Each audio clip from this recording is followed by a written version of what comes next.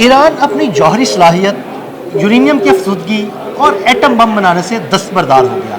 ये वो खबरें हैं जो गुज़िश्ता कई दिन से सोशल मीडिया पर चल रही हैं। इन खबरों में कितनी सदाकत है और क्या वाकई ऐसा है, इस बारे में बात करते हैं आमिर रज़ा से।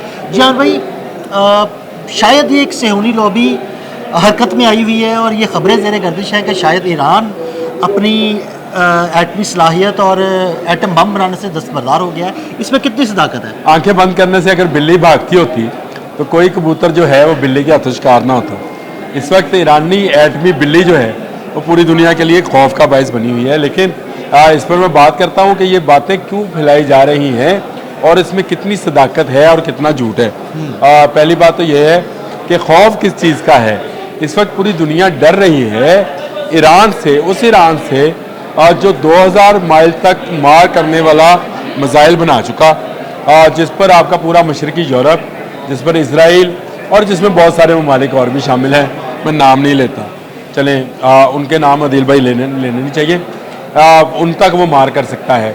और अब वो 5000 माइल्स तक मार करने वाला जिसको कहते हैं इंटरकॉन्टिनेंटल बैलिस्टिक मिसाइल जो है ICBM, वो बनाने जा रहा है। अब आ जाएं ये एटमी टेक्नोलॉजी जो है, इससे क्या ईरान दस्तबरदार हो गया है? बिल्कुल नहीं हुआ।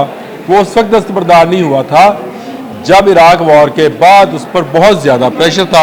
अमेरिका उस पर सेंक्शन लगा चुका था, चीन उसे लिफ्ट नहीं करा रहा था, रशिया जो नया कोल्ड वॉर से निकला था वो भी उसके उस तरह से मदद नहीं कर रहा था। ईरान देखा जाए तो तन्हा रह गया था। लेकिन आज आपको एक पूरा सर्कल ईरान के साथ मुहावजों का खड़ा मिलेगा। कैसे? इस तरफ से पाकिस्तान, चीन, तुर्की, ये तमाम वो ममालिक हैं जो ईरान के साथ दोस्ती का हाथ बढ़ा चुके हैं। बिल्कुल। अब मुझे बताएं ईरान किस बात पे दस्तबरदार हो? ईरान दस्तबरदार इस बात पर होता था कि उसके पास जो ऑयल की दौलत थी उसको बाहर बेचने नहीं दिया जाता था। आज उसके पास चीन की शक्ल में एक बड़ा बायर मौजूद है। बिल्कुल। आज उसके पास टेक्नोलॉजी की कमी नहीं है। मिसाइल टेक्नोलॉजी में मैंने जैसे आपको बताया कि ICBM बनाने जा रहा है, वो जो 5000 5,500 मील तक मार करेगा और सुपरसोनिक, सुपर हाइपरसोनिक स्पीड के साथ, यानी आवाज़ की रफ्तार से 7 गुना रफ्तार के साथ ये मिसाइल जाएगा। ये सब ईरान ने पाबंदियों के बावजूद डेवलप किया है। अब जब उसके पाकिस्तान के साथ उसने हाथ मिला लिया, पाकिस्तान तुर्की को भी साथ ले आया, अज़रबैजान भी साथ आ गया, चीन भी साथ आ गया, अब ईरान को किसी से डरने की ज़रूरत नहीं है। लेकिन वो जो बिल्ली को देखकर आंखें बंद करने वाले कबूतर हैं, वो इस वक्त भी कह रहे हैं कि ईरान शायद दस्तबरदार हो रहा है। ईरान हरगिज़ दस्तबरदार नहीं होगा। हाँ, ईरान ने एक बात ज़रूर कही है कि वो अपने एटम बराए अमन और एटम बराए एनर्जी का जो है उस पर कारबंद रहेगा। 15 मई को मैं आपको एक और ख़बर चले दे देता हूँ इस वजह से। 15 मई को ईरान ने डिनाई किया है अमेरिकन टीम को कि वो इजाज़त दी जाए वर्ल्ड टीम को कि वो इंस्पेक्शन कर सके। आपको भी पता है IAEA जो है, इंटरनेशनल एटॉमिक एनर्जी अथॉरिटी, उसने एक अमेरिका के कहने पर अक़वाम मुत्तहिदा से एक चीज़ लॉन्च करवाई थी कि जितने ईरानी एटमी रिएक्टर्स हैं उनका मुआयना करने दिया जाए।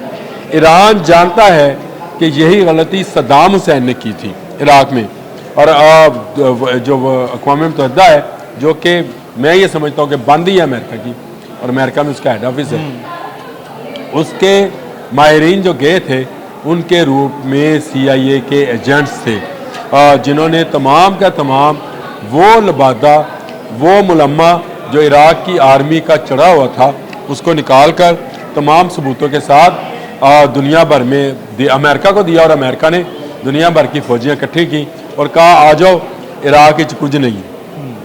बिल्कुल। जो आप वो उस वक्त हम सुनते थे कि इराक के पास केमिकल अली के नाम से एक बंदा है जो पता नहीं कैसे कैसे डिज़ाइन के मिसाइल्स और वो बना रहा है, लेकिन जब वो टीम वहाँ पर गई और उसने मुआयना किया तो उनको अंदाज़ा हुआ कि इराक जितना बाहर से मजबूत नज़र आता है उतना मजबूत है नहीं। और यही रिपोर्ट जो थी इराक पर हमले का बायस बनी।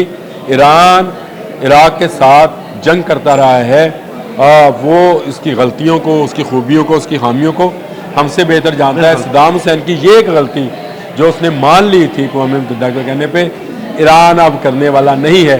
15 मई को उसे डिनाई कर चुका है। अमेरिका ने उस पर दोबारा मज़ीद सैंक्शंस लगाने की धमकी दी है, लेकिन अब के बाद ईरान शायद ये धमकी में नहीं आएगा। उसकी वजह ये है कि उसको पता है कि उसका पाकिस्तान के साथ मिलता बॉर्डर, चीन, इस तरफ से अज़रबैजान, तमाम ममालिक उसकी सपोर्ट के लिए मौजूद हैं। और तमाम ममालिक जो हैं उनका एजेंडा एक है कि ईरान को ज़्यादा से ज़्यादा मजबूत किया जाए, ईरान की टेक्नोलॉजी को बेहतर से बेहतर बनाया जाए, ताकि इज़राइल कभी ईरानी एटमी रिएक्टर्स की तरफ मैले आँख से ना देख सके। इस वक्त ईरान के एटमी रिएक्टर्स को अगर किसी मुल्क से ख़तरा है तो वो इज़राइल है, जो बारहा इस बात की धमकी लगा चुका है कि वो ईरान के एटमी प्रोग्राम पर हमला करेगा। बिल्कुल। लेकिन मैं आपको एक बात बता दूं, जब कोल्ड वार थी, बहुत सारे हमारे नौजवान नहीं जानते होंगे, तो क्यूबा में एक छोटा सा मुल्क है अमेरिका के बिल्कुल साथ, वो बैठा हुआ था क्यूबा, और फेडरल कास्ट्रो उसके हुआ करते थे प्रेसिडेंट। तो अमेरिका ने धमकी लगाई थी, तो उसने कहा था कि मिस्टर प्रेसिडेंट, हमारे पास ना आप जितने जहाज़ हैं, ना बहरी जहाज़ हैं, ना फौजी हैं, ना असला है। हाँ, अगर है तो मेरे पास एटमी ब्लास्टिक मिसाइल हैं जो कोल्ड वार के दिनों में रशिया ने वहाँ पर नस्ब किए थे। बिल्कुल। आप मुझ पर एक गोली चलाएंगे, मेरे पास गोली भी नहीं है, मैं वो मिसाइल चला दूँगा। बिल्कुल। इस धमकी के बाद अमेरिका ने कभी जुर्रत ही नहीं की कि वो क्यूबा की तरह मैली आंख से देखता। कोल्ड वार ख़त्म हो गई, शायद वो मिसाइल्स भी वापस चले गए या उसको डिस्कार्ड कर दिया गया, क्या मामला था। लेकिन उस ज़माने में अमरीकी सदर को ये कहना कि अगर आपने हमारी तरफ गोली चलाई तो हम मिसाइल चलाएंगे, और वो भी एटमी मिसाइल। बहरहाल ईरान इस पोजीशन में आहिस्ता आहिस्ता आ रहा है।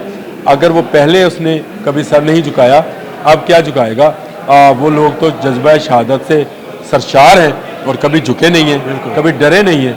और अब तो उन्होंने क्यों डरना है कि पाकिस्तान, चीन, अज़रबैजान, तुर्की सब ईरान के साथ हैं। बहुत शुक्रिया अमन भाई जी। बिल्कुल, ईरान ना पहले झुका था और ना अब झुकेगा। अदील अहमद और आमिर रज़ा को इजाज़त दीजिएगा। अल्लाह हाफ़िज़।